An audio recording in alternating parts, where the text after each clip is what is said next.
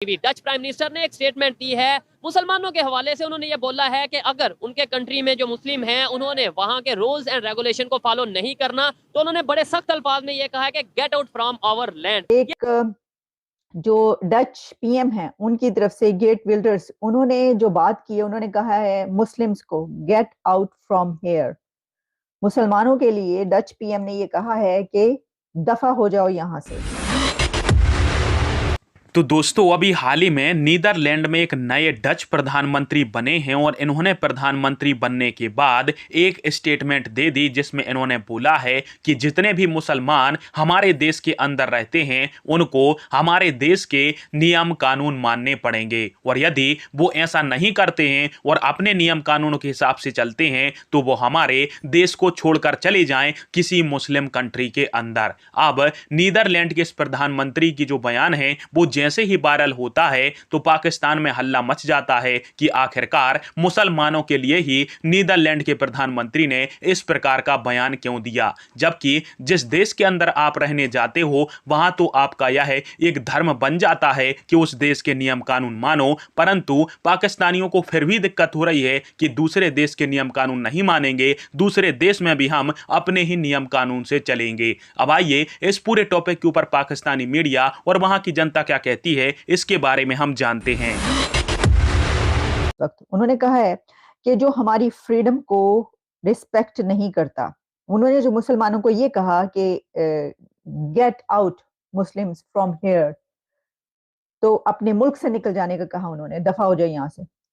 उस पे जो स्पीच चल रही है जिसमें उन्होंने ये बात की है, उस स्पीच में उन्होंने सारी बातें क्या की हैं। जब तक हम इसका पर्सपेक्टिव नहीं समझते, हम इसका बैकग्राउंड नहीं जानते, तो हम सिर्फ इस बात को लेके आगे नहीं बढ़ सकते।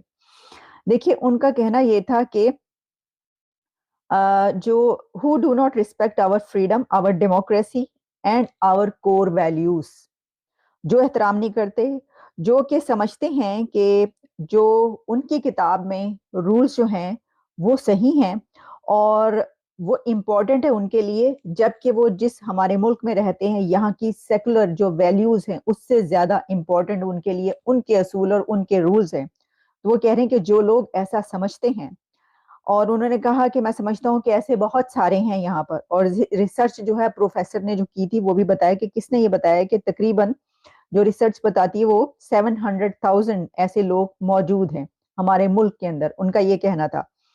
और इसके अलावा उन्होंने कहा कि and my message to them is get out, leave for an Islamic country, कि यहां से दफा हो जाओ, यहां से चले जाओ और अपने, यानी यही मतलब हो ना कि अपने मुल्क में चले जाओ, या अगर नहीं जा सकते तो किसी इस्लामिक कंट्री में चले जाओ। ओवरऑल मुसलमानों का जो इमेज है वो क्या है पूरी दुनिया में इस्लामोफोबिया के हवाले से। और दूसरे नंबर पे अभी नेदरलैंड के prime minister, Dutch prime minister ने ये स्टेटमेंट दिया कि भाई get out from our land. ठीक है, क्या समझते हैं उन्होंने उसके ऊपर एक्सप्लेन ये किया कि भाई अगर हमारे रूल को फॉलो नहीं करना तो आप यहाँ से चले जाएं। क्या समझते हैं फॉरेन कंट्रीज में क्या इंटरनेशनल लेवल पे क्या इमेज है हमारी? बहुत बुरी। हाँ? और इसके कसूरवार हम खुद लोग हैं। ठीक है, मिसाल के तौर पे शायद मेरी ये बात सब लोगों को पसंद ना आए, हाँ, कड़वी बात थोड़ी बुरी लगती है। जो ये इश्यूज होते हैं हम फौरन बाहर के इशू को अपने मुल्क में शुरू कर देते हैं, गिराओ जलाओ।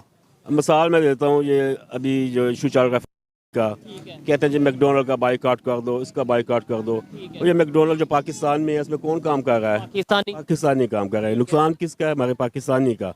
भूखे कौन मार रहे हैं? हमारे पाकिस्तानी।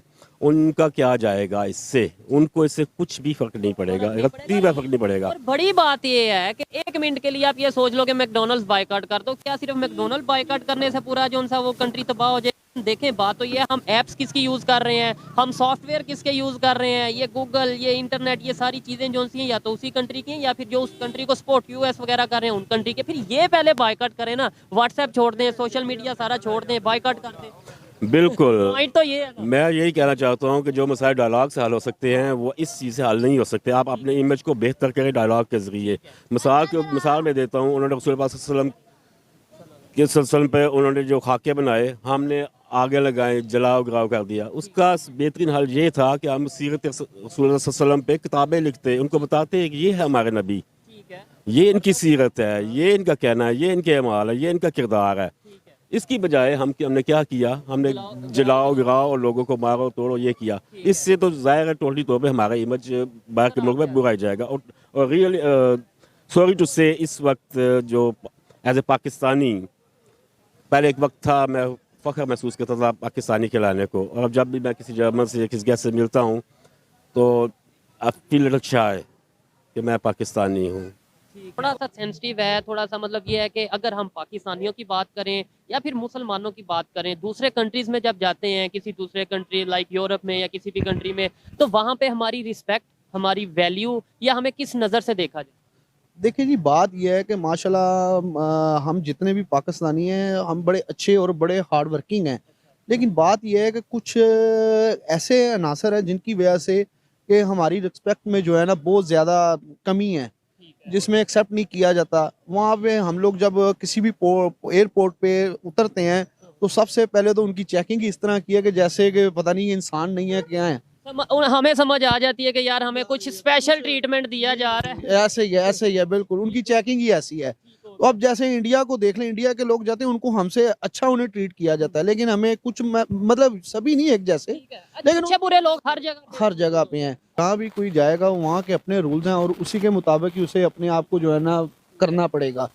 तो लेकिन वही बात आ गई कि कुछ लोग ऐसे हैं कि जो अपने यहीं के जो रूल्स हैं उनको अप्लाई करना चाहते हैं, तो उनकी वजह से ही तो सारी प्रॉब्लम बनी हुई है। अभी यूरोप चलते हैं और रूल जो सा उन्होंने पूरा जो सा वो कहते हैं कि हम पूरे सुन्नत को फॉलो करें, और हालांकि ये है कि देखें अगर कोई इस्लाम को फॉलो करना चाहता है वो उसकी अपनी मर्जी है, अच्छी बात है, लेकिन ये देखना चाहिए कि जिस कंट्री में रह रहे हैं वहाँ पे जो रूल्स हैं वो भी तो, इवन इस्लाम भी जो करेक्शन कर सकते हैं आप भी या देखने वाले कि जी इस्लाम भी ये कहता है कि आप जिस लैंड पे रह रहे हैं उसकी उस कंट्री के रूल्स को आप फॉलो करें। बिल्कुल आपकी बात बिल्कुल ठीक है, लेकिन आपको एक मैं बात बताऊँ, फॉरेन कंट्रीज जितनी भी हैं, यूरोपियन कंट्रीज, वहाँ पे हमारे जितने भी मुसलमान हैं वो हमारे इस्लाम को सुन्नत को बड़ा अच्छे तरीके से लेके चल रहे हैं, और वहाँ पे वहाँ की जो इमेज क्यों खराब हो रहा है, मतलब यानी कि वो उस रूल को फॉलो नहीं कर रहे, जो अपना रूल है उसको फॉलो करना चाहते हैं, इस वजह से फॉलो नहीं, उनके मुताबिक भी वो चल रहे हैं। लेकिन मैं उनके वहाँ के हवाले से बात कर रहा हूँ, जो उनके रूल है वो बहुत अच्छे हैं, वो मतलब हमारे मजहब को बड़ा अच्छा मतलब जो है ना करते हैं, वो उस पर कोई ऑब्जेक्शन या कोई चीज़ नहीं है।